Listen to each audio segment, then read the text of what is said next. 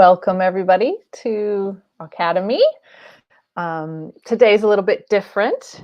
Obviously, you're used to Chloe talking and being the host, but she's actually going to be presenting today. So you've got me, Annette, Dr. Annette Foster. I put doctor there for the first time because I've just decided that my PhD is done enough to to be a doctor. No, my supervisor addressed me that way the other day, so I thought if she thinks I'm a doctor, then I'm a doctor. So I know, do we usually wait a few minutes for people to just show up, Chloe? No, should we just get started? Okay, so today we're going to be talking about, Chloe's going to be talking to us. She's going to give a presentation, basically why we should be fighting prejudice towards autistic people, not autism stigma.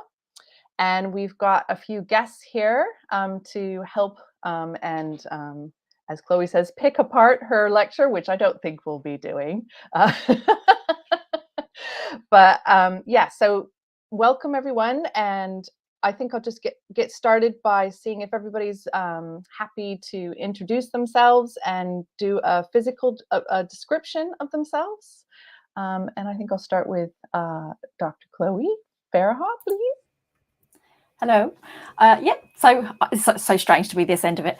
So I'm Dr. Chloe Farahar. I am a white person with a shaved head, giant glasses, and I'm wearing one of the jumpers that I actually designed. So it says actually autistic, and it's got like a little colourful brain on the top. Very much. Jodie, is it? Hello. Thank you. I'm from the Nurture program. Jodie is it, and I am a white female with kind of orangey blonde long hair and a black top. And Sarah McCaffin?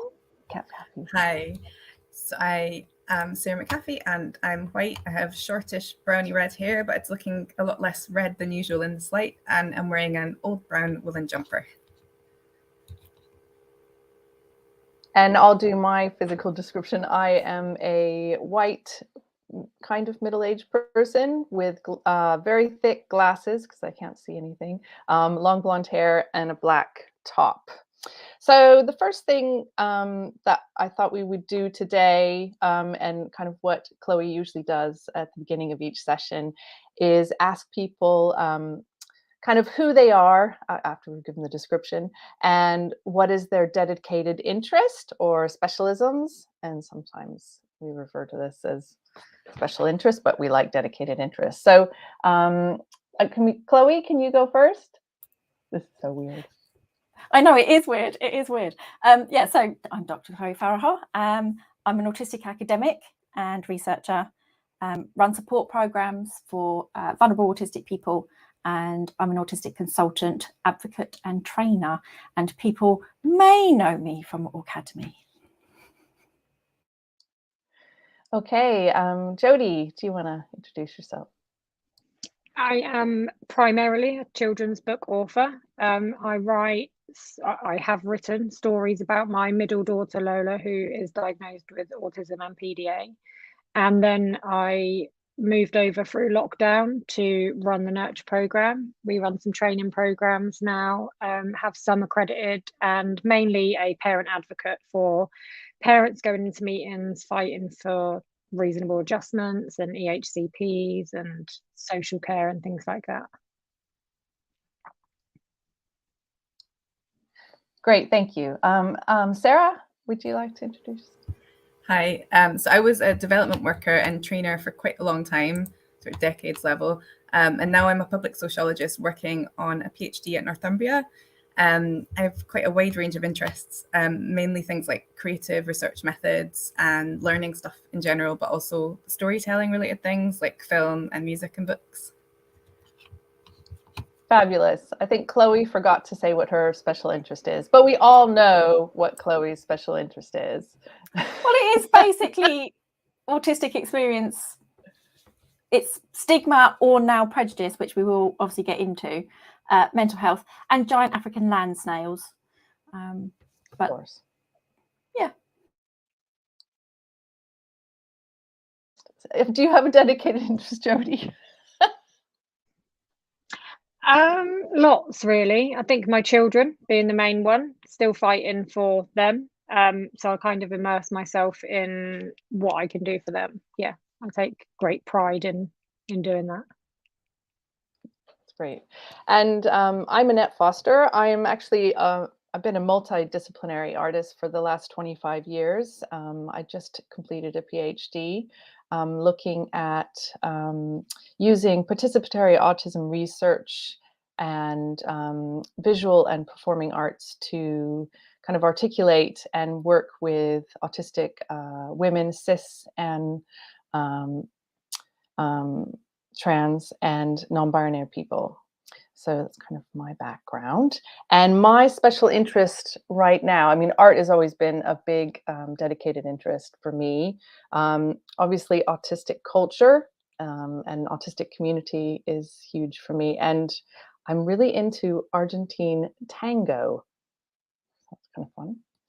Okay, so the next question I've got for everyone, and if I don't know anyone, Chloe, you can start, is when did you discover that you were autistic?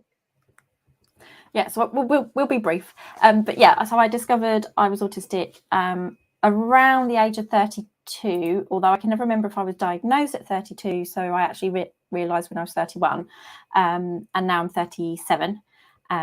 After seeing a little bit more sort of female presenting representation. So I actually saw some TED Talks by autistic women and kind of twigged why I'd been so interested and drawn to neurodiversity and neurodivergence and trying to reduce the stigma around those. Yeah, so that's when I worked it out. Okay, Jodie, when did you discover you were autistic? It was last year, actually, through lockdown, setting up the nurture program and having lots of guest speakers through the page and listening to their experiences and kind of sitting there through the whole thing saying, oh, yeah, I do that too. And yeah, that sounds like me. And I have 3 autistic children, so it seemed quite likely that I was autistic, although I'd never put 2 and 2 together until last year. But yeah, diagnosed end of last year. And Sarah? So when I was about 19, I saw a quiz in The Guardian. I don't know if anybody remembers, you're maybe all too young, but it was the systemizing, empathizing questions as a quiz that you could like BuzzFeed your way down. And the results were quite stark. But I kind of put it to one side. I thought, yeah, I'm autistic, fair enough. And then it was when I was 36, I pursued a diagnosis because I thought it might help me at work. And then that's become a bigger part of my life since then. Cool. Well, let's see. I discovered I was autistic when I was 39, and I really didn't have a clue. I had been struggling with my mental health pretty much my entire life, and went back to the doctor for about 10 years going. Finally was referred to a psychologist and kind of described my experiences, and they just said, I think you sound like you're autistic. And then I kind of went through this whole amazing phase where I actually discovered what being autistic was, which was a very huge journey leading to here. Yeah, so I think now, Chloe, you can take us away and start your presentation if you'd like to. Fantastic. See how much we cover up the presentation. Otherwise, I might move us. So we'll try it this way first, and then I can shift us around if that's taking up too much of the screen. So yes, so I'm talking about why we should be fighting prejudice towards autistic people, so autistic with a capital A, and not this thing called autism spectrum disorder stigma, and why that's actually a really important nuance, and about the different narratives and the different sort of models of prejudice versus stigma, and actually that shift would be really, really important. There's a number of reasons that this came about. My whole background, my whole PhD was on reducing stigma towards acquired neurodivergencies, so mental health concerns, but what we would class as acquired neurodivergence, so things like voice hearing, depression, anxiety, all those kinds of things. So my background was stigma, so looking at this model, this thing called stigma, and how to reduce it. But importantly, and I've realised that Sarah kind of also has done something similar. So what I was looking at mental health, and I was looking at it from a stigma perspective, which I'm going to go over what exactly is stigma in terms of it being a process. So we hear this term probably all the time, but there is actually a whole model around what that actually is. So I was looking at how to reduce stigma towards mental health conditions, but the way I was looking at how to reduce it was via work from the prejudice disciplines and approaches and things like this. So things like Gordon Allport, which Sarah is aware of, and we can talk about him a little bit later. And I never really twigged how these were actually very separate narratives, or very separate, or could be considered separate approaches. So this is what I'm going to talk about. So the problem with stigma in the sense of the process, so what it does to people, and how it kind of works in terms of what you do in your mind, so your attitudes, and what you do in your behaviour, which is discrimination. So that is a problem, and that's what I'm talking about as the problem with stigma. And then later on, I'm going to talk about the problem with using stigma as a process to talk about improving the attitudes towards a thing called autism, which is not quite what we want. We want it to be about improving our attitudes and behaviours and stuff and so on towards autistic people. So, and where some of this problem comes from is about how stigma is framed, and it's framed usually, or it was kind of developed as a means of considering discredited characteristics, and largely this idea of disease, disorder, and so on. And so you can really see how then the framing of this thing called autism spectrum disorder lends itself to a particular model called stigma. But I'm going to explain all this stuff. So if nobody is from this sort of area or background, I will hopefully explain it nice and simply. I've got a book screenshotted on the screen, Trauma, Stigma and Autism by Gordon Gates, who is an autistic person in the States who wrote this book. The book's actually quite good. There's some useful bits in there, but there's some issue that I'm taking now with how we need to move away from talking about autism as it is here in this abstract, and the fact that by talking about autism, by talking about stigma towards this thing called autism spectrum disorder, we are focusing far too much on the individual being the problem. They have this thing called autism spectrum disorder. And so, for instance, the book states here, developing resilience and loosening the grip of shame. And that's, again, all embedded in this idea of how stigma as a process works. So we need to be moving away from individuals who are autistic having to be the entity, if you like, that has to be resilient against the cruelty in the world towards us, and so on and so forth. So I'm going to go through some of these things. Autistic experience versus this thing called autism spectrum disorder, and then some things that people are probably used to be talking about, which is autistic culture and its diverse people, and then how we've got these two narratives. So we've got the culture of autism narrative versus the autistic culture, and actually, again, those two things are almost embedded. The culture of autism is embedded or uses this stigma model, versus autistic culture is something maybe we should be working towards, but hopefully this is all going to make sense as I explain. So this is just a little excerpt from an upcoming book, so a chapter that I've written, and I'm saying here that understanding autistic people outside of our objectification as people with autism may help to humanise our suffering and better focus research and clinical interest on our well-being issues, moving away from focusing on autism in the abstract. And so at this point in time, this is a big issue. There's these two camps where a lot of us see ourselves as autistic people. We are living, breathing people, and we're very varied. But problematically, a lot of research and therapies and so on focus far too much on this thing called autism, this abstract idea. So hopefully this will you'll start to see the nuance between the problem with stigma and why we might be better off using prejudice models instead. So I'm going to just outline what exactly is stigma in sense of how it is defined and how as a process it works? So stigma is a severe social disapproval of personal characteristics or beliefs that go against cultural norms and expectations. Society stigmatizes people who are considered mentally ill or disordered due to the belief that they have personal traits which deviate from the norm.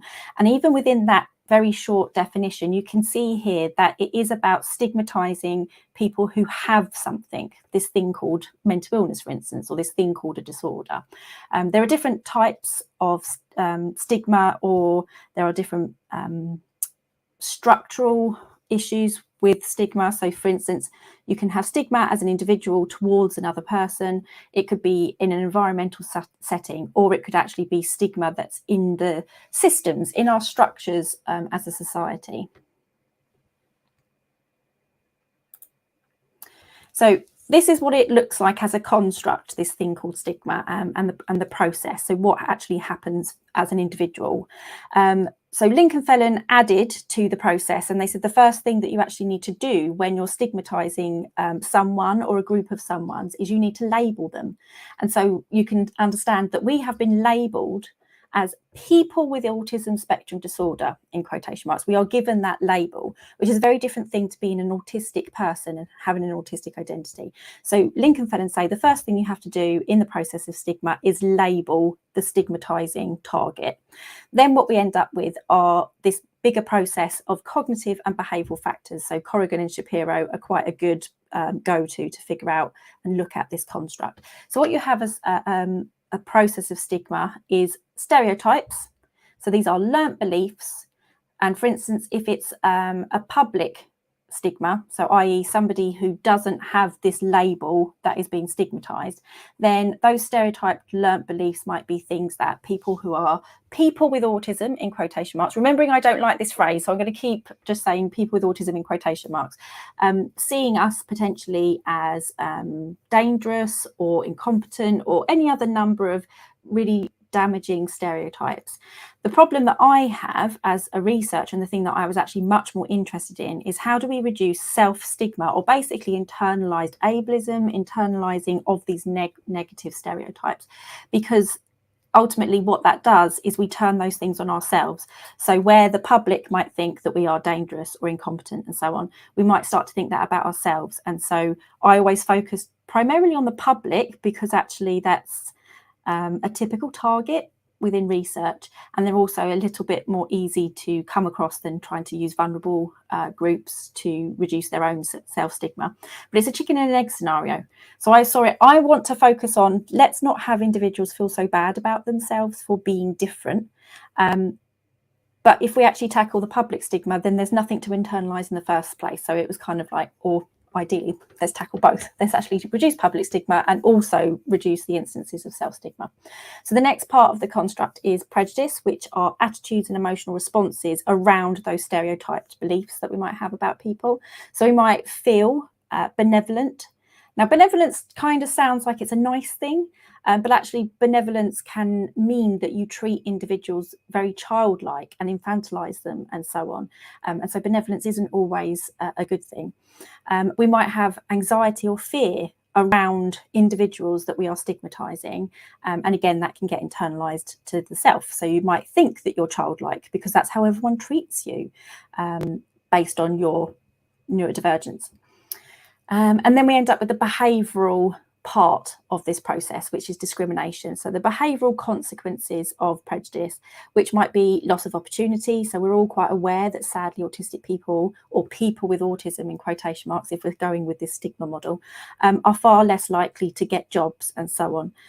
Or if they do, not likely to hold them down for much longer because of the stigma, basically.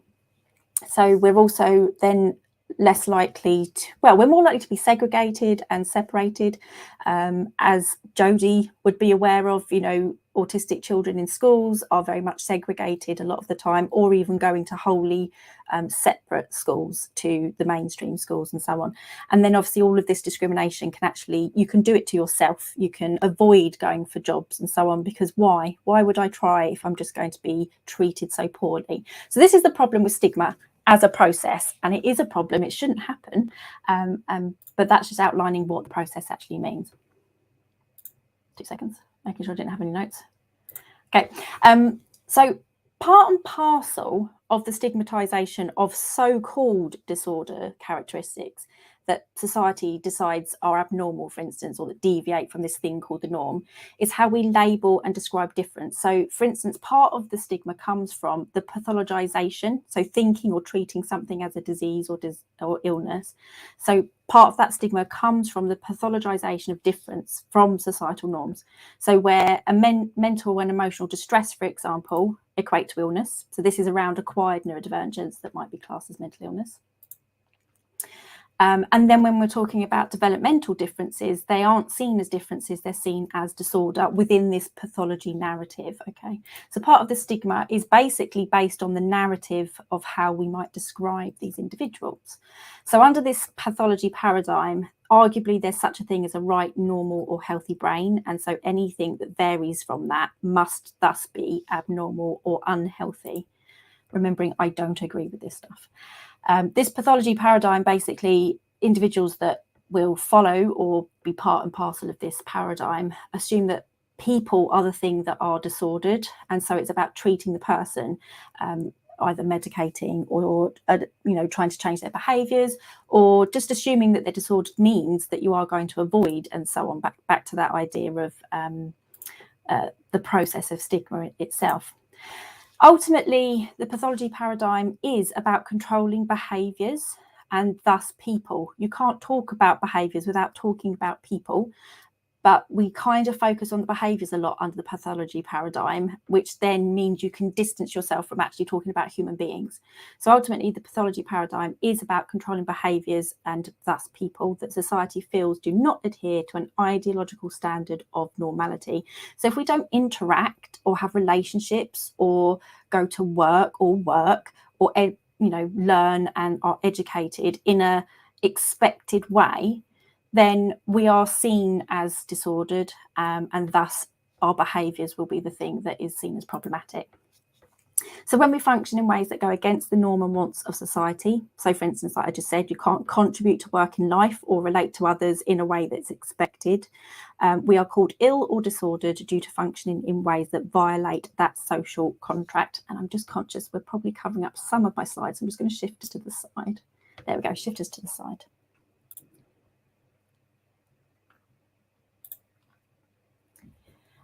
Okay, so the issue as well is that a lot of focus within the stigma reduction literature and research and efforts actually by charities and so on is to focus on this idea that people can't help it. They have an illness or a disorder. They have a biogenetic or a biological illness, for instance.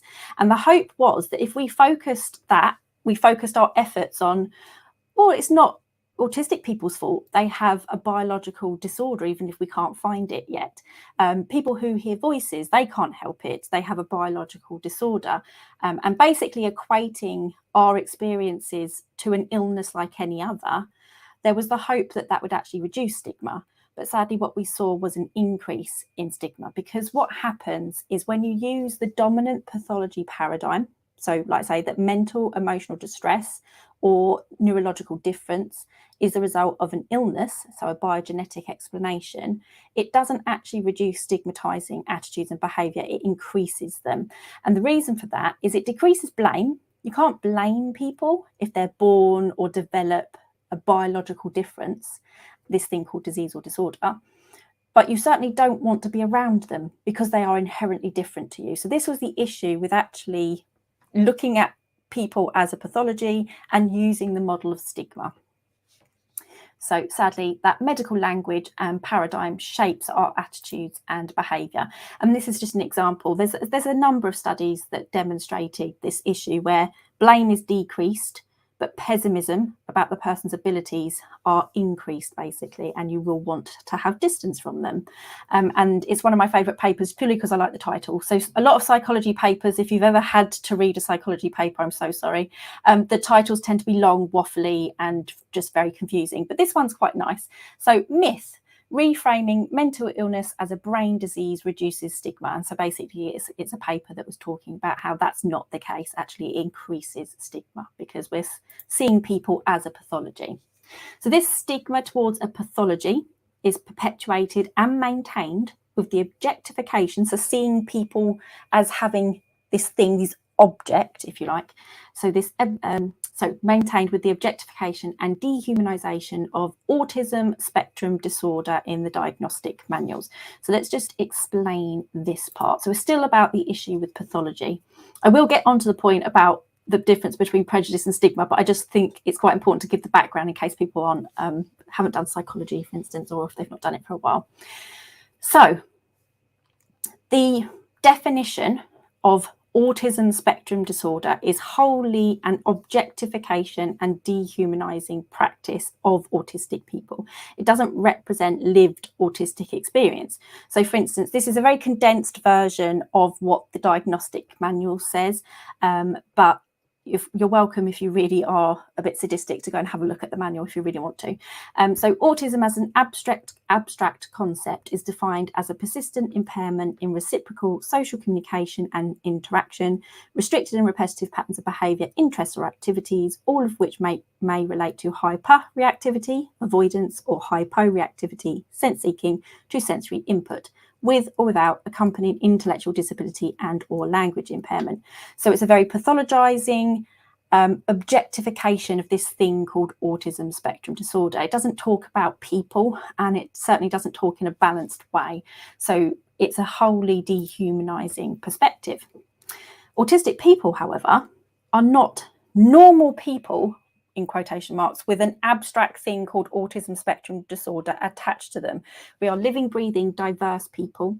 And so let's now look at autistic experience and autistic culture and its diverse people, where autistic is not a pathology, but a social cultural identity.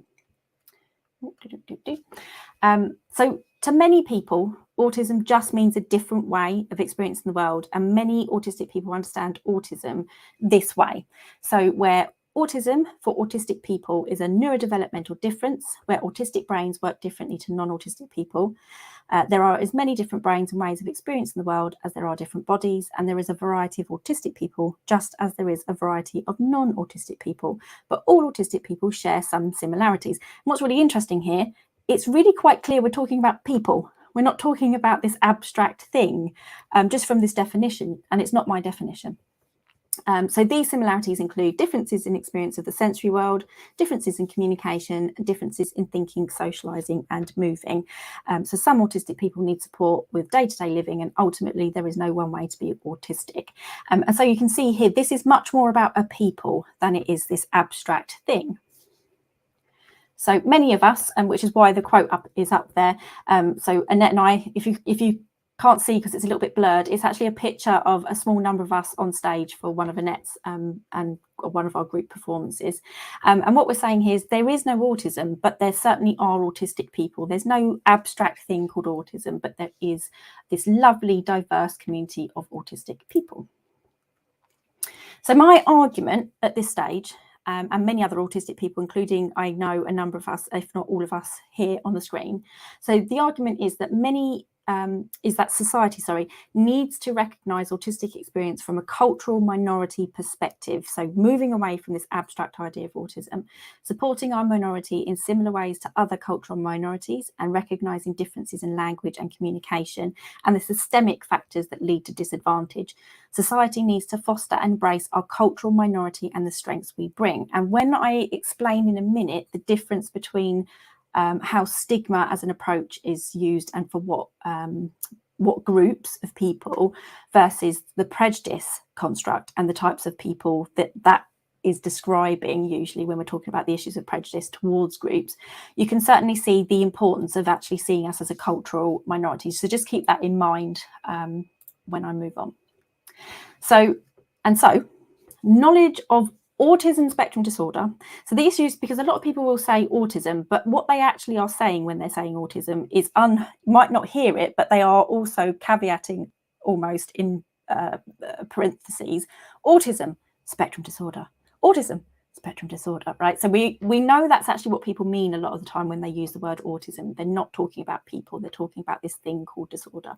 So knowledge of autism spectrum disorder and openness to and or understanding of autistic experience are two very different things. So one is about an abstract concept defined by outsiders looking in, and the other is about a living people. And this is the difference between, as you can see on the screen, this idea of the culture of autism versus autistic culture. So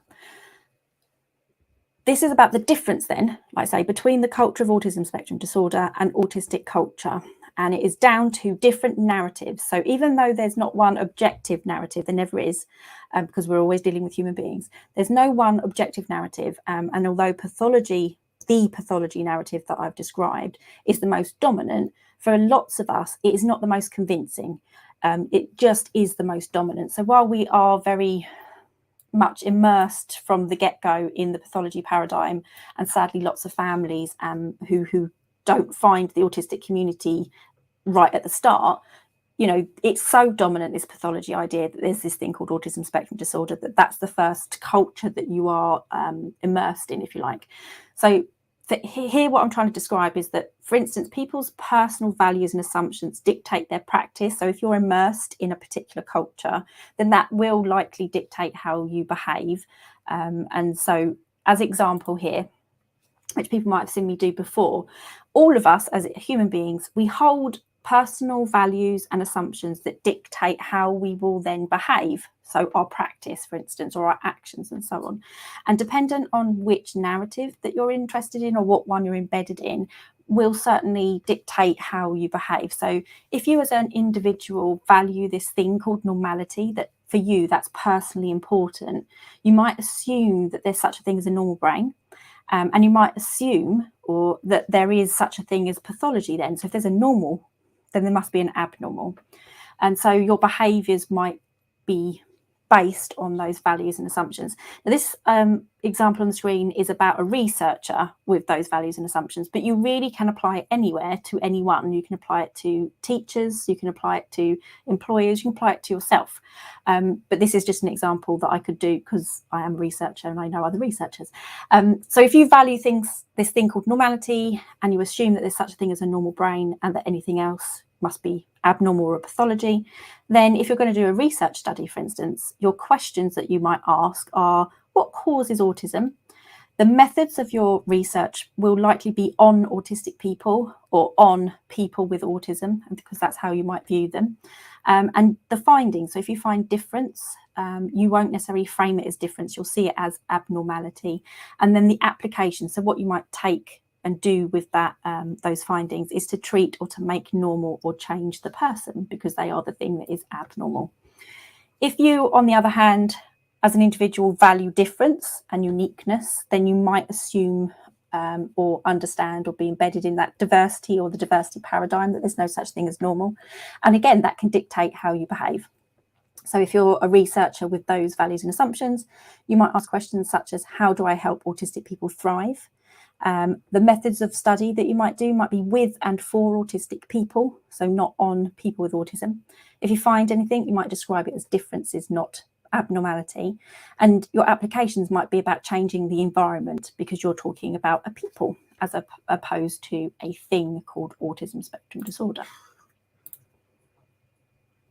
I'm not going to go into this slide. So this is just how you can see these two opposing views or narratives. So you can see these opposing narratives embedded in the two dominant cultures. So you've got the culture of autism, which is very much about this idea of autism spectrum disorder and seeing it as this pathology.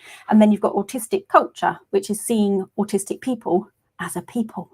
And I know it just sounds really bizarre. We are a people. So largely the culture of autism is comprised of non-autistic people and outsiders looking in, objectifying this thing called autism that is attached to a normal person, for instance, where autistic culture, however, is a more balanced perspective. Not always, but it can be a bit more balanced, because it might be more about our individual challenges and strengths, for instance, as opposed to we all have deficits and so on and so forth. It tends to be largely or wholly comprised of autistic people. We do have some allies that that might become part of that autistic culture. Now, that was a lot of background to get to my point, which is, should we then not be talking about something other than stigma? But like I say, I felt like I had to set people up in case they're not aware of this sort of research and things.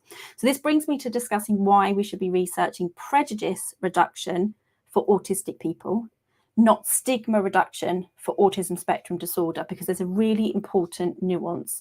And it's only one that I've been able to answer now, 2 years after in my Viva examination, which is basically oral defense of your PhD thesis. So in December 2019, I was asked by my external examiner, why did I focus on the stigma model, so stigma reduction, and not the prejudice reduction model?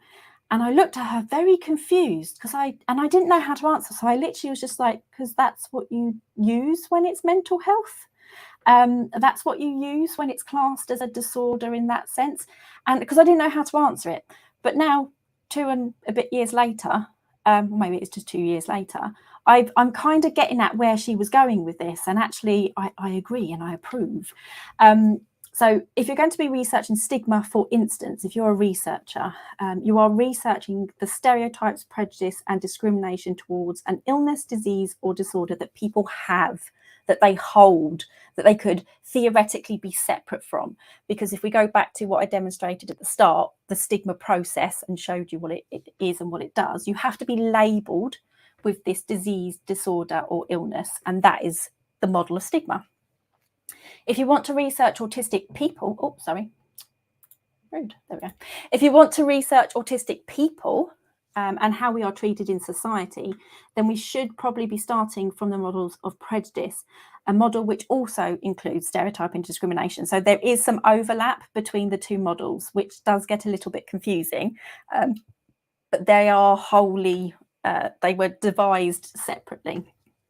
So I do acknowledge there's overlap in the literature and that the processes of stigma and prejudice do have some overlap. But it's the narrative that we are telling by using the stigma model to people that we're interacting with and so on, the people that we're researching with and on and so on, when we're using the stigma model versus the prejudice one. So to explain this, so the importance is in telling the difference between stigma and prejudice is when you look into the literature, stigma reduction approaches are used for those with individual characteristics such as illness, disease or disorder, where the problem is rooted in the individual. They are the problem, they are the target, they are rightly or wrongly, probably obviously wrongly, being targeted because they hold this thing that is disease, disorder or illness. And it's not about the system a lot of the time. It might be about changing some elements of the system to be more kind towards these poor people that are holding this disease, disorder and or illness, but it's about the target. Whereas prejudice literature focuses on group characteristics such as culture and sees the problem rooted in the system. It's about the perpetrators of prejudice, not the targets. And this is where the two constructs are really importantly nuanced. So it's about the structural disadvantage, not the individual. And you can see this in this table here, which I'm going to zoom in on for you. You can see this in the table, which demonstrates what stigma research is typically on versus prejudice research and what that is typically related to. So this paper by Fellon and Link, which is called Stigma and Prejudice 1, Animal or 2, they were trying to look at, is stigma and prejudice as constructs, are they not basically the same thing? And in that paper, they talk about these are the similarities with these two constructs, and these are where they differ. This is where they branch and why they branch and this kind of thing. And what they did here in this table is they demonstrated the types of human characteristics with which prejudice and stigma are associated with in journal articles. So when the research or the article is on stigma, although there are a small number of papers that talk about stigma in relation to things like gender, race and ethnicity, you can see here the larger number of research articles are about this thing called illness, disease or disorder. When you look at the prejudice literature, you can see very, very few, if next to no actually, papers or research about prejudice talk about or use populations that are classed as ill or disordered. They are largely about race, ethnicity, culture, and so on. So you can really see the important difference between these two processes. So like I say, stigma typically in the literature is around illness, disease, or disorder. It's about the individual, whereas prejudice is about cultural group characteristics. So just to clarify, this is what Fell and Lincoln DeVideo say here in their paper. Stigma models place somewhat more emphasis on targets, so the individuals that are holding this thing called illness or disease or disorder. So it places emphasis on the targets, particularly in terms of stereotypes, expectations, identity, and emotions. And this is where the problem lies, because I keep seeing stigma reduction work that focuses on this idea of autism spectrum disorder, and thus the objectification of autism as the target for stigma reduction, as opposed to the perpetrators, the ones that are actually causing us harm by their attitudes and behaviours. So prejudice models pay much more attention to these processes in the perpetrators, the people that are mean to us, that are cruel and so on, or just benevolent and treat us childlike and so on and so forth. So as well as they also discuss in prejudice models the processes in perpetrators, as well as to the individual discriminatory behaviours outside interactions with the targets of prejudice. So what they're saying is the targets don't have to be there, so that us as autistic people don't have to be there to feel the discriminatory issue from being somebody being prejudiced against us. So these differences reflect the contrasting foci, so the thing that was of focus for two seminal works on prejudice and stigma. So Allport in 1954 and actually prior to that, but he was looking at prejudice, clearly focusing on the perpetrators, the ones that were prejudiced towards Black minorities and so on and so forth, whereas Goffman was much more focused on the targets. He talked much more about stigma and the targets of stigma, i.e. mental illness in quotation marks and so on. So you can see where these two things differed right from the start. So clarifying here, hopefully this is all making sense. So stigma is toward characteristics not deemed acceptable to society, toward disorder, disease, and those who carry it or them. So should we focus, this is my question, should we focus on prejudice instead to humanise? So humanise us as autistic people the way we would other minority groups. And actually we should probably be doing this for everyone. I think stigma maybe as a concept should go in the bin, and we should actually be talking about prejudice to all human beings who, whether they have got acquired neurodivergence or innate. So we are not trying to reduce stigma towards this abstract, objectified concept of autism spectrum disorder, but the prejudice towards living, breathing autistic people, which is rooted in the ableist system, not us, right? So again, the difference between stigma, where it's rooted in the individual. So continuing to talk about autism and reducing the stigma towards it shows the mindset of those talking about autism, who are not typically talking about autistic people. And you can kind of see that in papers and research studies.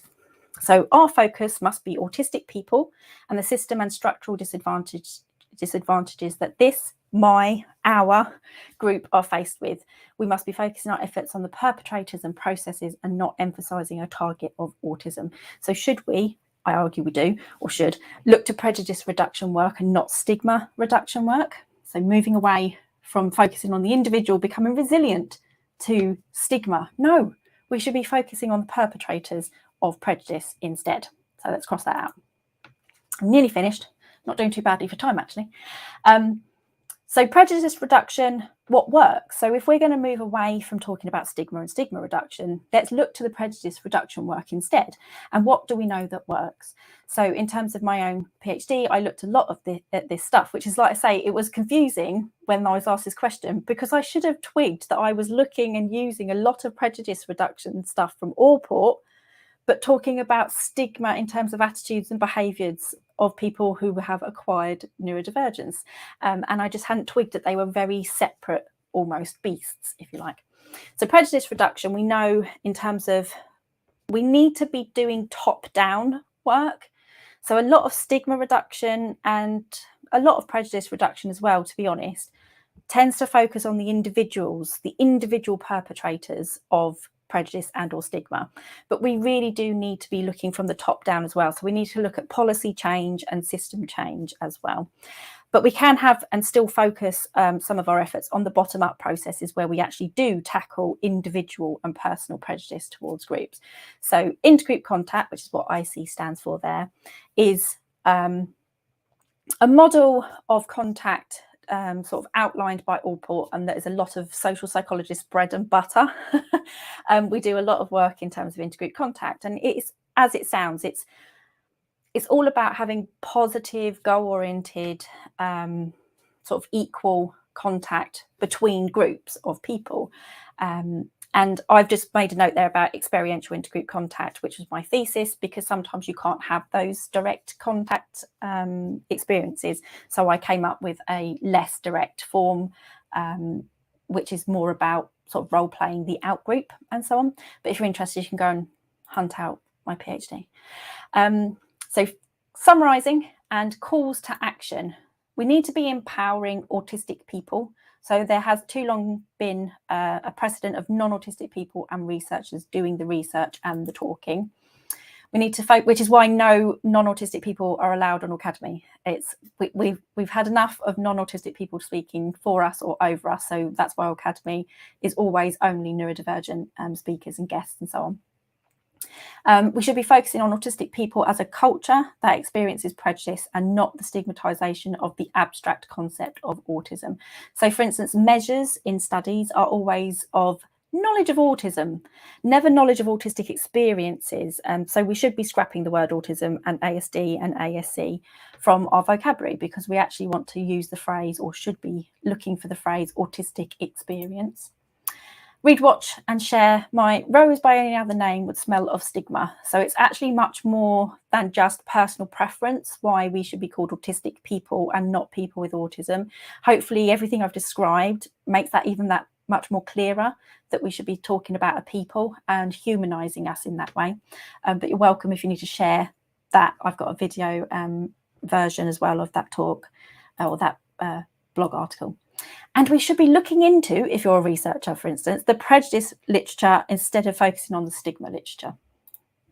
So a lot of what we're doing on Aucademy is focusing on teaching self-advocacy skills to autistic people to empower them. So we don't need neurotypical saviours. We need empowering to be able to, as a culture, as a community. And that means empowering, including us here on Aucademy, making it accessible so that you can actually have all those different autistic voices, including those who don't use mouth words and so on and so forth. We don't need neurotypical people to speak for us, including those who maybe need alternate modes of communication. We need to work to empower those people. So we need to support autistic people to become activists, not lab rats in studies. Sorry if you're a researcher.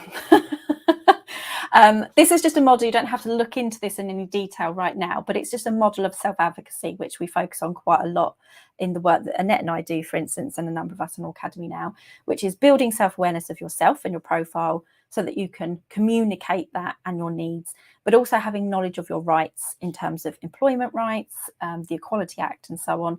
And the last one is, if you're interested, self-awareness and communication of those needs is more than enough as self-advocacy, but some people might want to become activists and or advocates, and so that's a model of how people might go about doing that. A little bit of shameless blogging, shameless, oh no, what is this called? Promoting? That'll do. Plugging. Annette and I, say it again? Plugging. Thank you, shameless plugging, thank you. Annette and I co-authored a chapter in Lived Experiences of Ableism in Academia, where we talked about being autistics in academia and some of the issues that we might face there. Feel free to boycott Spectrum 10K. So you're welcome. It's been paused, which we're very pleased about, but feel free if you want to look into that and help support us to move away from focusing on research that wants to look at us as having autism spectrum disorder in our genes, and talking about us more in terms of the research that needs doing to improve our autistic well-being, which is much more important. I'll leave that there for a few seconds, because if you come back, you can always pause and then find my references. There we go. Well, thank you so much, Chloe, for that. It's really interesting because I remember when you came out of your Viva And you were like, she just kept going on about prejudice and I didn't know what she was talking about. And, you know, because obviously stigma is part of psychology, wasn't it? And what you were looking for and how you started your PhD. So to kind of move away from that. And it's quite interesting that you were using a lot of that academic who wrote about prejudice in your thesis, but talking about stigma. So it makes total sense. Yeah. I think it was because there was a lot of crossover as well. I was a very odd entity in social psychology because I was looking at mental health as a, you know, groups of people who had acquired neurodivergencies, and using drama and looking at prejudice reduction and stigma reduction. Like I was this very weird intersectionality. Yeah, and I, you know, it's great because we did our PhDs together, really, and kind of slowly came to a lot of realizations together. And I remember that quote from, I think it was in Super Auti Gang, which was, there is no autism, there's only autistic people. And I just still live by that. And the other day we were in a meeting with, I think, well, some very big Department of Medical, I don't know, some people that were very important when it comes to autistic people, helping them. And I said, you know, it would be great if you did, you know, a little short where you, how to deal and work with autistic people. And they said, oh, we already have autism training. And just right there, that illustrates what you're talking about. It totally dehumanized it. We have autism training. But I'm like, yeah, but don't you want like an autistic person to talk to these people? No, we have autism training. So it's autism training by a non-autistic person, completely dehumanizes it. And they don't even see the value in actually, you know, talking to an actual autistic person and having them, you know, this is, you know, autistic people are very different and this is our culture, and actually, you know, really listening to us, and rather just have some kind of training from some professional who doesn't actually know about autistic culture. It's one of the most frustrating things that I find when talking to schools and professionals and trying to understand why they're putting in place things that aren't working for the children. And then you give them an idea or a suggestion and they just shut you down with, we've had autism training. And you ask, you know, was that by somebody who was autistic or neurodivergent themselves? Oh, well, we don't know. We don't ask their neurology. Well, why? Okay, I'm trying to explain to you that this isn't working and that I'm autistic, but you don't care. And it's so sad, really just sad. I'm conscious because Sarah's seen this particular talk before when I was actually very tired. So I'm hoping it made sense as well the second time round. So I'd be interested to know, both from Sarah and Jodie, did I make sense? and can you see where I'm coming from with this idea of this nuance, I guess? I think for me, I know you mentioned earlier, like picking it apart, whereas I think I quite like the idea of building on it. It resonates so much with the way that I frame things. So it must have made sense to me. I don't know if that's a good thing or if it's going to help you in general, because I don't tend to translate out to wider audiences and stuff. But yeah, I liked it. I thought just the idea of addressing prejudice gives me hope. It feels more like a practical task, and it's something that I've done in lots of other areas of work and activism. Whereas I think with stigma, it is, you know, just going back to I don't know if it still says it on the cover of the Goffman book, but I used to say the management of spoiled identity, right? And that just reminds me so much of like the kinds of treatments and approaches that tend to distress autistic people even more, because we don't always respond so well to being managed.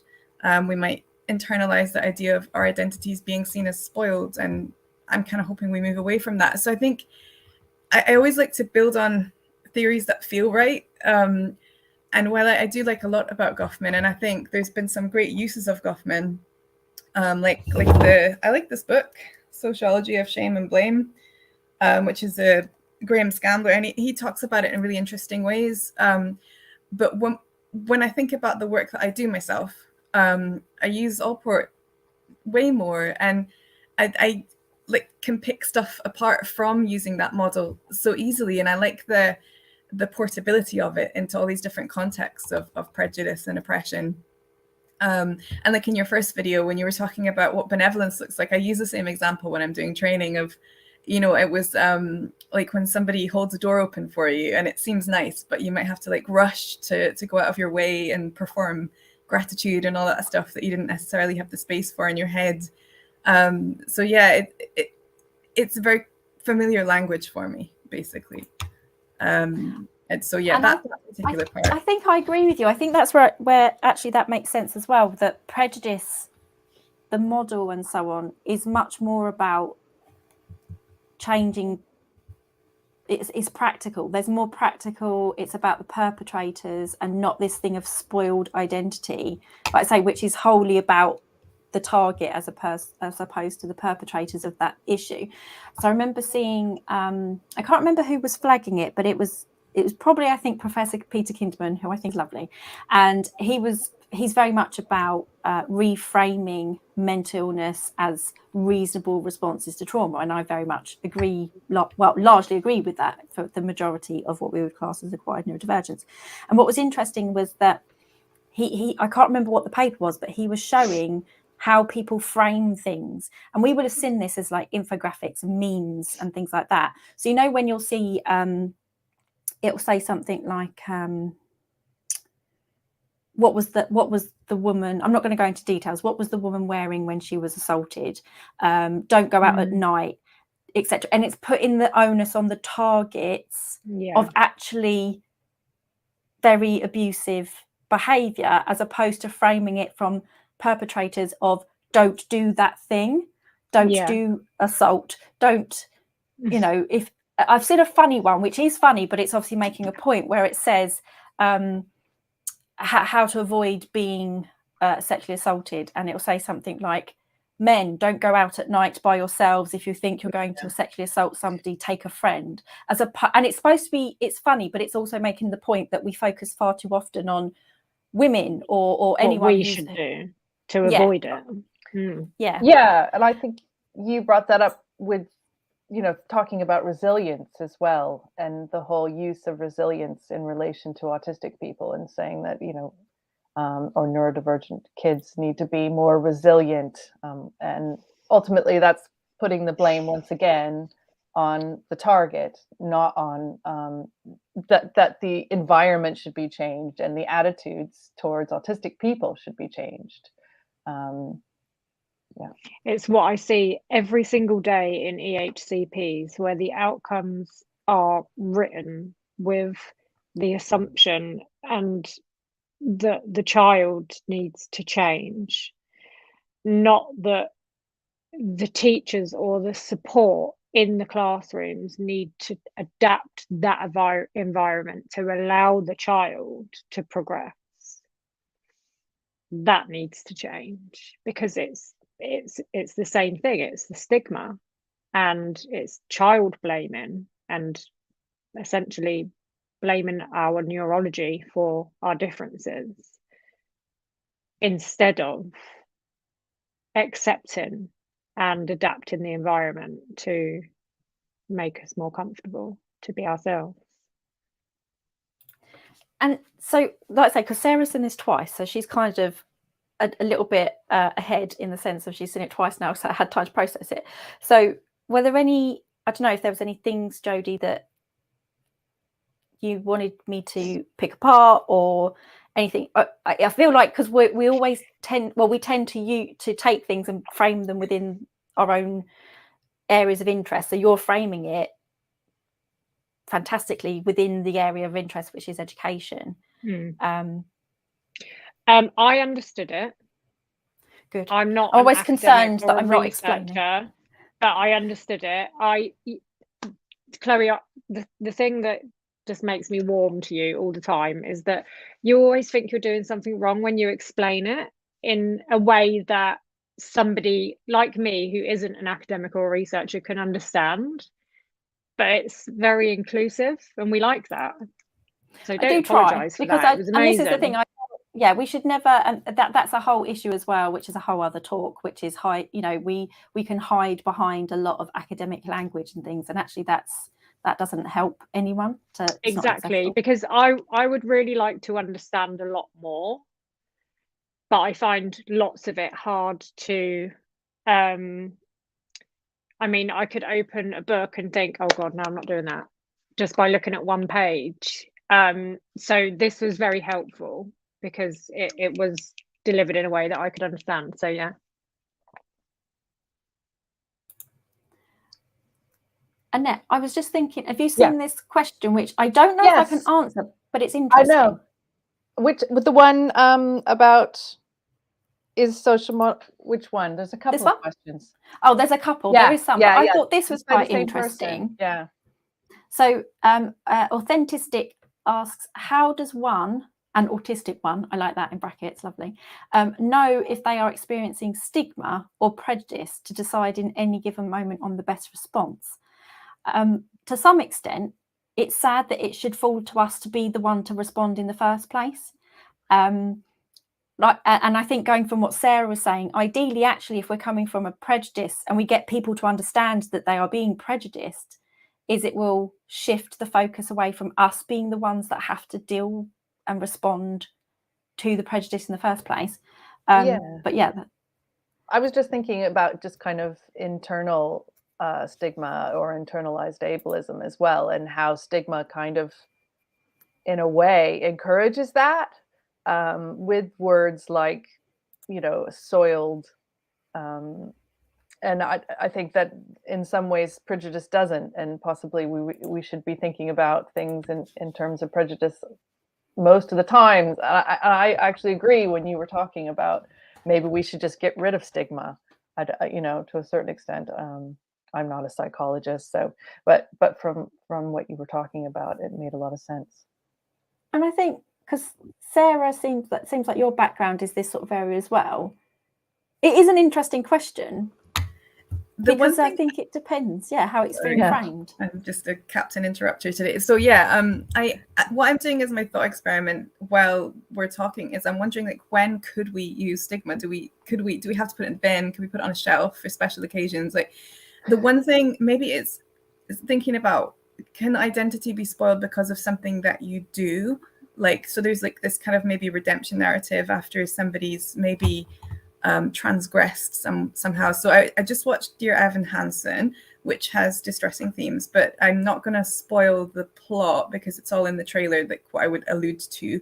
So it's kind of got this part where he's somebody who does struggle with anxiety, so would experience prejudice on that basis, and he's quite isolated. And again, this is in the trailer, I'm not doing anything bad. And then later on, and again, this is in the trailer, they really give it all away these days, he does something that is objectively not great, although if you do watch the film you can kind of understand why it happens, and it kind of relates to that subjectivity anyway. But then at that point, when people find out that he's done something bad, maybe he's still being isolated, and they kind of replay some of the same sorts of shots, but it's almost like I would see that as maybe stigma. So he's kind of being left in a little bit because people have kind of like seen that he's done something that's not great, and they're kind of, so it's like that thing of the difference between like a one-off thing that you've done that you can redeem yourself over, and just your being perceived as wrongness, either like over the whole world, like I think probably for autistic people, or in certain cultural contexts or whatever, that you it's just yourself. You can't do anything differently. And I think that's what, for certainly for me, like growing up autistic, you just have this constant, like, if I just tweak this, or if I just do that, and like nobody would even have to tell you to try different things, or try and manage you, or try and, give you techniques to pass. You just do it anyway, I think, as a coping strategy. So I feel like anything that's more affirming, so that prejudice model, I think, comes from areas of activism where there's much more about affirmation.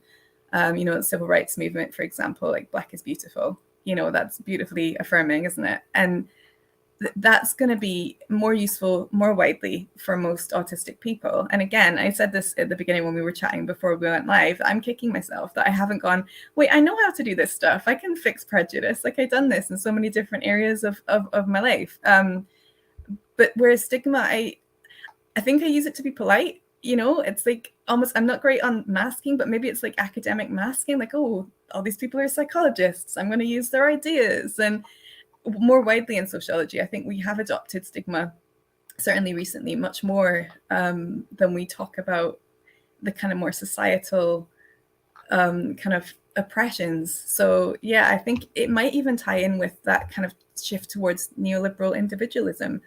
You know, like with resilience, what can we do? Rather than what should other people be doing? And I kind of like this. So Laura's saying here, I'm not going to attempt your other names, which are beautiful, because I know I will get them wrong. And I hate that about getting people's names wrong. That they think prejudice suggests action and choice, where stigma suggests passivity, as if it can't be helped, which is interesting. Yeah, lots of interesting things. Annette, did you say you saw some good comments that you wanted to grab? Oh, well, it looked like somebody was wanted to ask a question, but they didn't. I think it was Sonia Boyas, but maybe they'll ask it later. Oh, there was another one that was asking if, oh, I've written it halfway down. Oh, is the social model of disability a prejudice model? I actually didn't know. It doesn't relate, does it? I guess which are more likely to complement one another, maybe. Yeah, that's true. So if we're not using a pathology narrative and we're using a social model of disability narrative for whatever population we're talking about, then I think it would make more sense to use prejudice. Yeah, I just want to put stigma in the bin. That's just my thing now. I know. I mean, the social model of disability was all about changing the environment. So that makes total sense that it's a prejudice model to a certain extent. I would say they complement one another. Yeah. I don't know if Sarah as well, if you've got any takes on this, but I would say they complement one another, not necessarily that it's specifically a prejudice model. Does that make sense? I think if we brought in maybe some of the critiques of the social model, so maybe some feminist critiques about, you know, maybe focusing more on private, you know, I think that's where we might have internalized prejudice, or we might live with people who are prejudiced towards us now and again, maybe because they're also prejudiced towards themselves. So that might be an interesting place to take it. But also like the ableism kind of paradigm. So Fiona Kumari Campbell's work about who we able, I think that's quite an active process. And it looks at that power dynamic in a way that might be quite useful when we're thinking about prejudice. Just to throw another one into the mix. And I don't know, now I'm thinking, because we've got Jodie here, who, like you say, primarily you're a children's book author. I've just seen from Caroline Humphreys, it would help children's mental health difficulties have more self-esteem. Oh, I'm going to lose it. Somebody just typed, 2 seconds, let me grab it. Thank you. It would help children's mental health difficulties and have more self-esteem if your information could be put into a child-friendly format to help understand themselves and the society they live in. And Caroline, I probably want to know a little bit more about what you're thinking, but is the idea to frame it in the sense of some people are mean and this is why they are mean, and it's not anything to do with you because it's...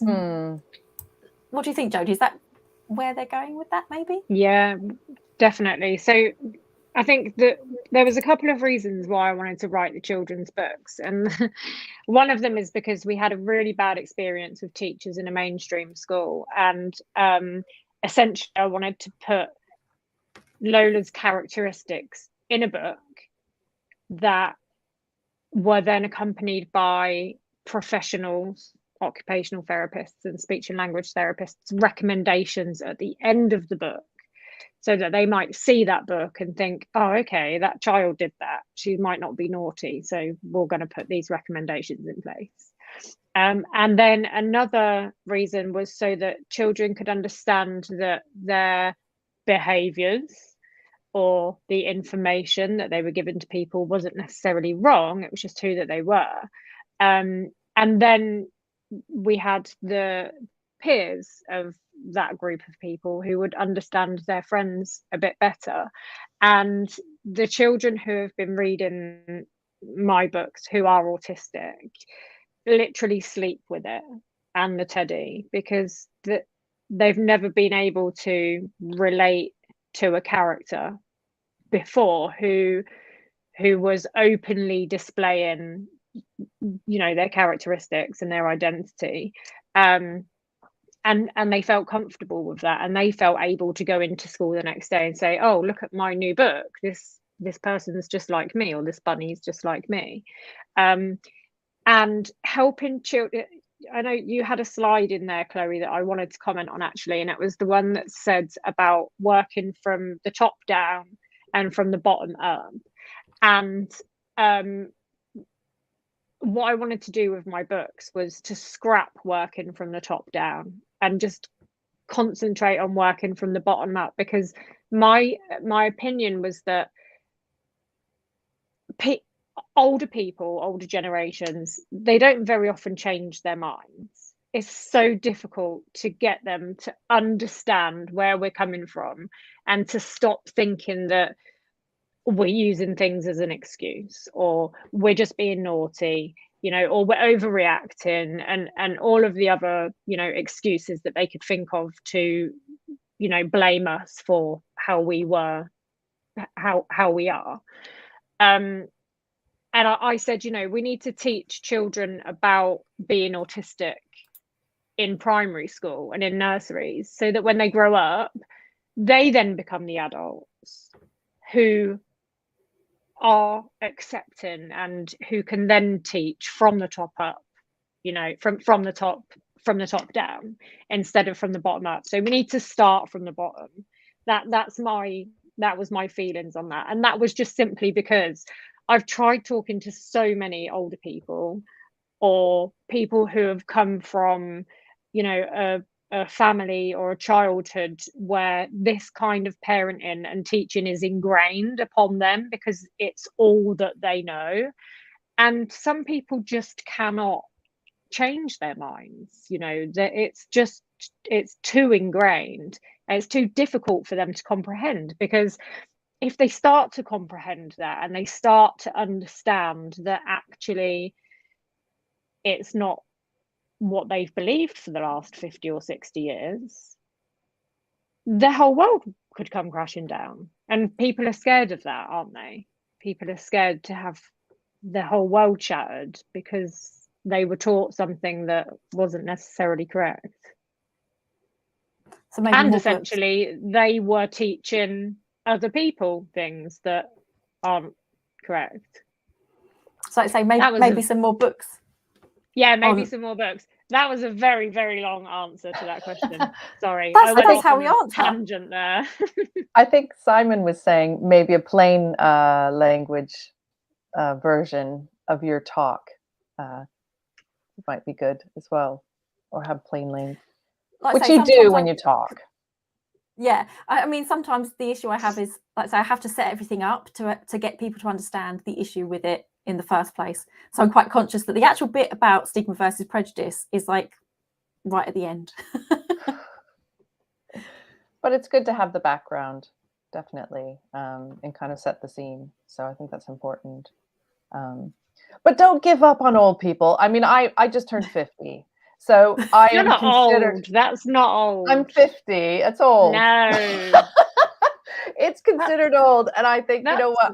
I'm not your typical old person, but don't give up on us. Some of us do change our minds. But then you're a neurodivergent person. Yeah, so I know. Yeah, you're on our side, Annette. I'm not talking about you. I think this was, so Sonia wanted to ask. This. Do you want to ask? Okay. Can you unpick how resilience and resistance might be different strategies for us to consider? Now, I'm dyslexic, so I hope I said that sentence right. I'll go back. Okay. I'm developing work around recovering identity, which I would hate to get tangled up with putting the onus, right, on the individual rather than the societal change. Yes. And you know a little bit about this work too, Chloe, don't you? I do. It's fantastic work. Yeah, yeah. I think my issue with the word resilience is primarily because it has to be a personal choice to want to build your resilience. And there might still be some issue with internalized ableism, which is why that resilience is felt, it's needed, etc., etc. But my issue with the term resilience is when it's almost forced on the person, and that we shouldn't have to be resilient. We shouldn't have to be resilient against prejudice and discrimination and how we're treated. But if it's an individual's choice to build coping mechanisms to deal with the crappy world, that's different. I don't know if anyone else has got any other takes on this as well, like any issues with the word resilience. And yes, Sarah, and my take on it. I think we probably all agree about, sending people on resilience courses instead of, making working conditions better and stuff. And yeah, we're back to neoliberal individualism again. But I think for me, it takes me back to, so Audre Lorde talked a lot about radical self-care. And I think self-care is an idea that has been kind of co-opted and commercialized. But if you go back to what she was talking about there, it's like you can do both at once, I think. Like you can keep the political understanding of why you have to do this recovery work while you're doing it. But I think the flip side of it to me is when you're in a situation where you can't really acknowledge to yourself how difficult it is. I kind of feel like sometimes I'm accruing stress or distress. And in those situations, I find it very hard to be sensitive enough to kind of analyze the problems. So I don't notice them in the same way. So I think I need my thin skin, actually. And Hannah Gadsby's kind of cool on this. Like, she's quite indignant that she could be framed as oversensitive. And so that's where resilience gets to be a bit of a problem for me, because it sometimes looks more like endurance of something difficult rather than, recovering after somebody has harmed you or a situation has been harmful to you. So I think just keeping the politics in there is possible. And there's lots of models that you can draw from to do that. And I think because Sonia's got the word recovering identity, focusing on that and not necessarily this idea of resistance. I think she's saying I think she likes the word, what she said in the comments is, I like the word resistance better. And to a certain extent, that goes very well with that radical self-care. And I talk about self-care a lot because for a long time, I didn't really feel, as an autistic person, and that I didn't know I was autistic, that I could take any self-care, or that I was even aware enough to understand that I was kind of basically putting myself in harm's way every day by trying to please other people constantly. And self-care it's radical because it is something that I really, really have to work at. And then if I don't, I'm not going to recover that identity as an autistic person that I really, really want to be. And I think resistance is a great word. And I think that resistance will come. So there's a number of lovely comments, fantastic comments in here. Colin saying no other form of liberation can get very far unless the participants in the struggle are also freeing themselves from these negative beliefs about themselves.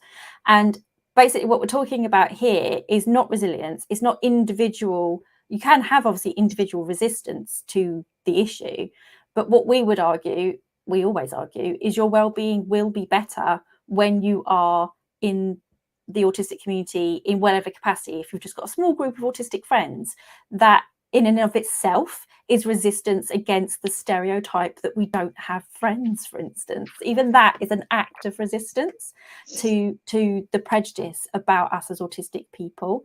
And it makes me think of as well, because somebody else was saying, so Autistic, which is a very good point, that stigma is apparently heavily researched as an impacting factor for what I would class as acquired neurodivergences. So we don't want to throw that out. But we don't need to, we can throw it out because we can still use the prejudice literature to describe how people with acquired neurodivergences and innate neurodivergences, how our well-being is still impacted by the stigma and or the prejudice that we experience. And the last thing I wanted to say, based on this idea, which based on Colin's thing about we can't resist if we aren't aware that there's something to resist against. So what I would argue is that when we are people with autism, in quotation marks, so people with autism spectrum disorder, when we're in that narrative, we're not aware that there's something to resist because we're in that narrative. It's only once you've been immersed in another narrative, doesn't have to be the neurodiversity paradigm and the autistic culture per se, but once you've immerse yourself in a different narrative, that's when we become activists in some capacity, even if it's just, like I say, resistance by having autistic friends. That is an act of resistance. And it makes me think of some work that I did look at briefly during my PhD, because I say it was kind of drama based, but I'm not from that background at all. And I wrote a terrible play to try and reduce stigma using the neurodiversity narrative. And I looked at Boal's work. Is that how I pronounce it, Annette? Boal? B-O-A-L? Okay. I'm dyslexic. What do you... just in case you and like Nikki, your supervisor, had ever discussed that work. And his work was about the theatre of the oppressed. And it was about bringing together groups of people to create work and performances and things together. And it wasn't about the performance at the end. It was about the work you do, the journey. And what that did was it highlighted to them. So we get so immersed in the day-to-day of our lives that we might not recognise the politics of our existence. And what Boal was doing was trying to show groups of people, you know, different minority groups and so on, the issues so that they do get angry. Angry is a very useful tool when you're an oppressed group of people. And by doing that, you are then more likely to resist because you have sadly been highlighted, or it's been highlighted to you, that actually your life is politicized in a certain way. I think the comment by Victoria, I don't know if we can put that up, is quite good as well, because I think that's something that we all have to work at. I struggle. Should I just read it? I struggle with recovering identity. There he is. So I struggle with recovering identity concept when sometimes it's about creating, discovering, and establishing an actual authentic identity. And I think that's, to a certain extent, a lot of us have to, because a lot of what being autistic is considered something that's not accepted by society, like stimming. We, in a lot of ways, have to reteach ourselves how to stim because we've either completely eradicated it from our being, or we've done it in different ways to hide it. And I think not all people, some people stim and they've stimmed throughout their entire lives. I mean, I have as well, but I didn't even see it as stimming. So it's about kind of going, oh, okay, how can I stim positively? How can I stim for joy?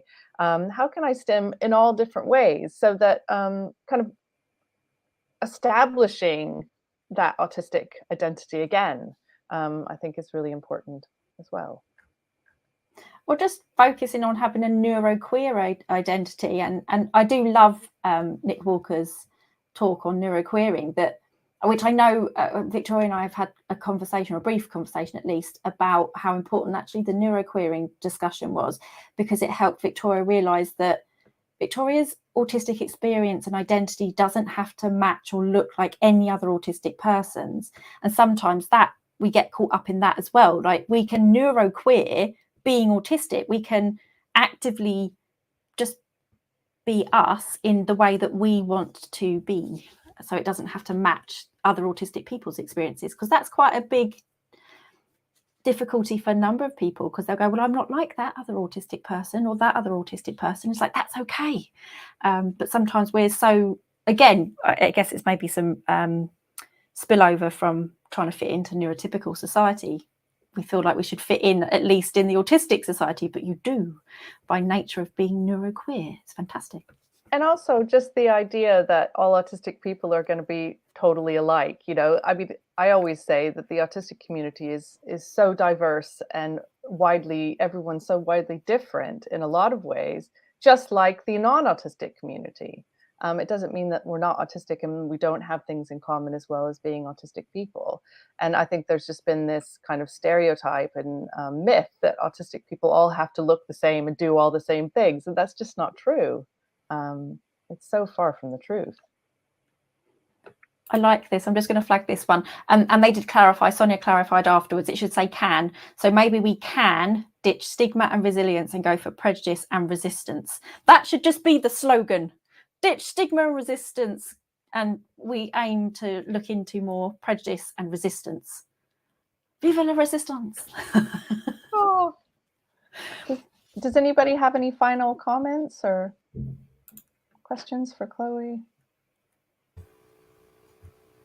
I think this is really, this model really helps me feel a bit more at home with my research areas within, you know, my group of people, because like public sociology is all about identifying those spaces of resistance and kind of raising those voices. And yeah, it's just been really nice to have a like something, you know, your ideas to hopefully build on in my corner of research, but also yeah, it's just nice to have affirming spaces. And I just wanted to say as well, thank you for welcoming me in, because we haven't really interacted much before, so it's been really nice. Thank you.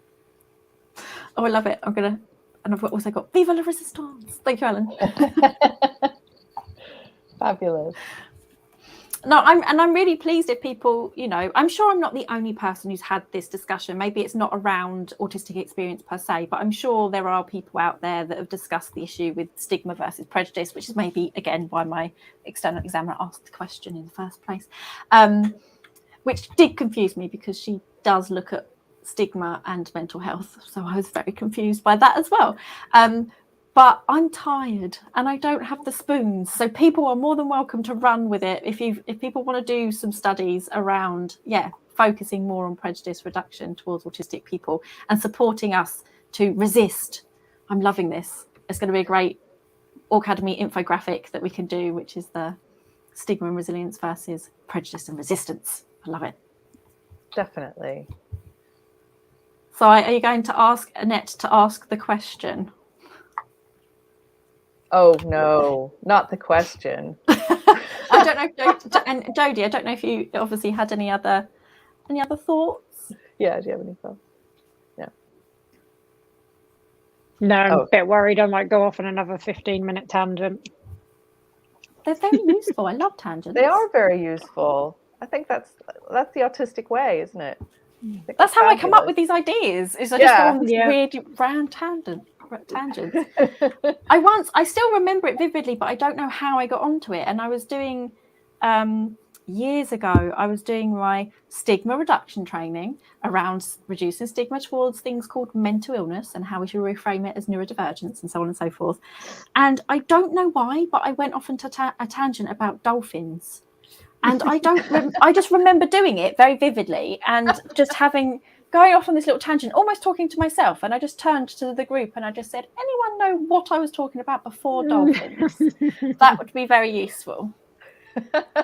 Yeah, and with my research, we did quite a lot of conversations, kind of focus group conversations about autistic experience. And I loved the tangents that they went on. Yeah, I think mermaids, all sorts of things where you just get on the train. Somebody, you know, I was a mermaid and I had an imaginary friend who was a mermaid. It just went off into total crazy tangents. But yeah, so we usually end the session. Sai's going to be very upset if you don't ask the question. Oh, what's the question? Hold on. Okay. What is it? Is the question just, do you prefer mayonnaise or salad cream? What are the other? Because, so I'm going to ask this. Yeah, Sarah, do you prefer mayonnaise or salad cream? Strongly mayonnaise. I only use salad cream when I make up the prawn Marie Rose vegan alternative with the avocado instead. Oh, fabulous. It's allowed then. It's just a silly, I mean, Jodie, I think, is aware of the salad cream versus mayonnaise feud between some of us as modmins of Aucademy. So it's always amusing to have somebody new who does not know of the feud. But it's fine. I'm team salad cream, so it just means more salad cream for me. And what about you, Jodie? I don't think I can choose. It's got to be salad cream with cucumber and mayo with tuna. There you go. I really like that the banner, the ticker banner, the snails are going backwards.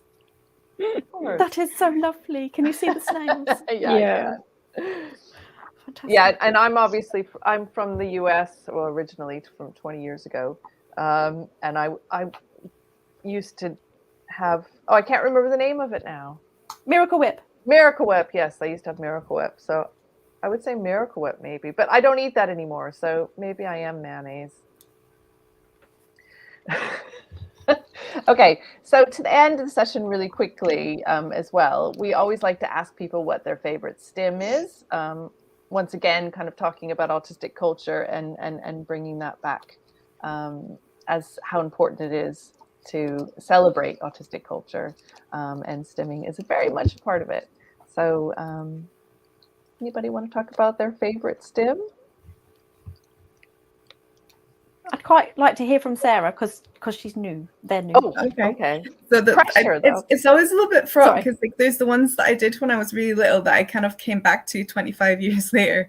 So like swinging my arms like this, I loved that when I was little, and I had dance and movement psychotherapy when I was about 30 and kind of came back to that, and that was really nice actually.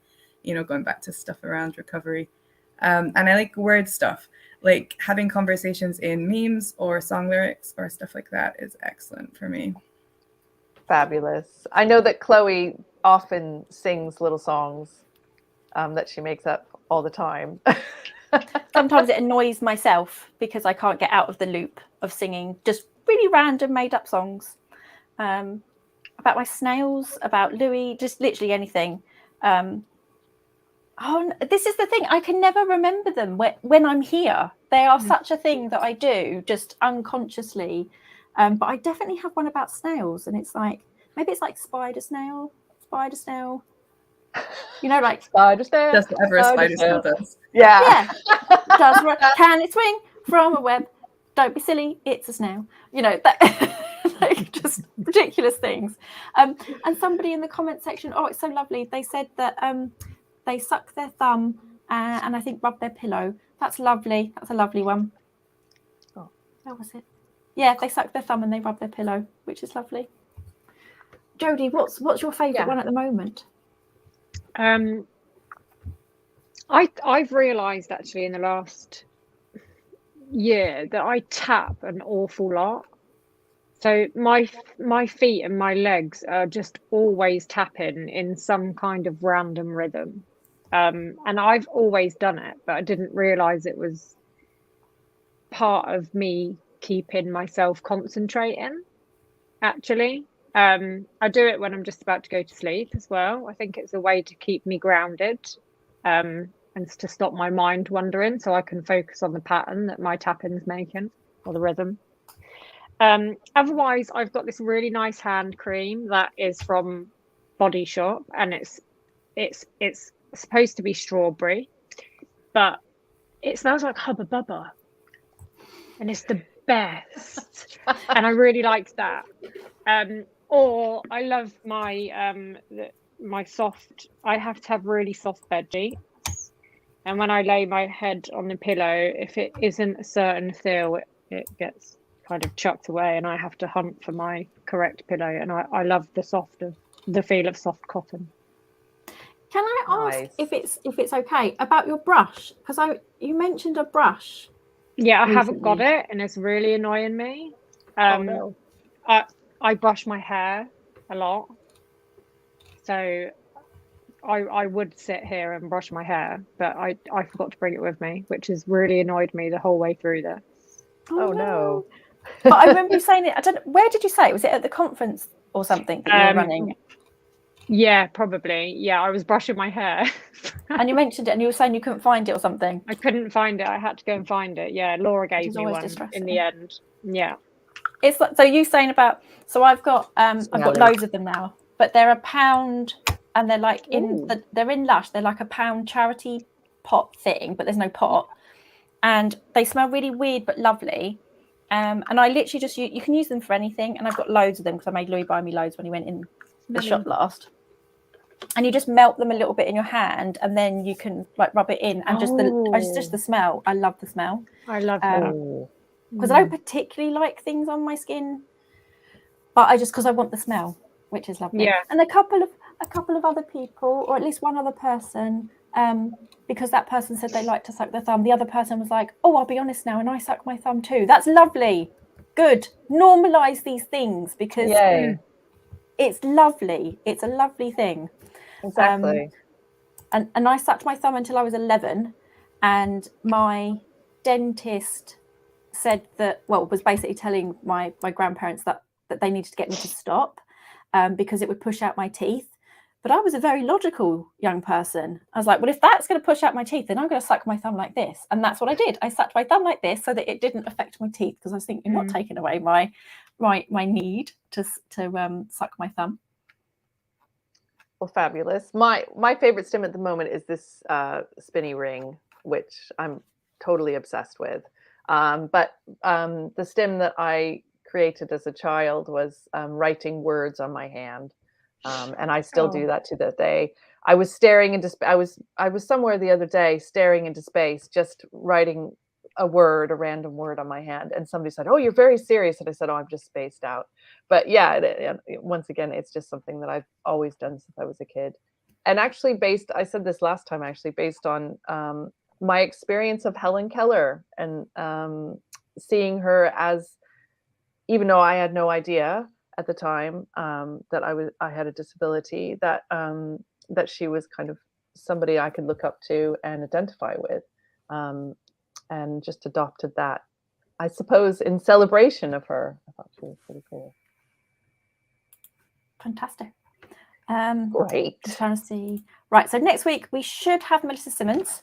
So this, I say this every week. They're always good, but it's a really good one. It's a really interesting one. So it's about basically the privilege in the autistic community. So Melissa Simmons is a Black autistic person and is going to come in and educate us on the issue, basically. So I'm really looking forward to that. Melissa is amazing. And if you haven't seen the last video that Melissa did with us, that was on their experiences of attention differences, so what would be classed as ADHD, which was really, really good and very, very interesting. So that's next week. And that's the end. So I'm really bad at endings. So Sarah and Jodie, not as bad as me, Chloe. You just end, don't you? Yeah, slowly backing out of a room is usually our choice, and we don't end up doing it. I'm like, goodbye. Yeah. Well, Sarah and Jodie and Annette, feel free to stay on. So I'm just going to do the outro music. So bye, lovely, lovely people, and we will see you next week. Thank you so much, everybody. Thank you.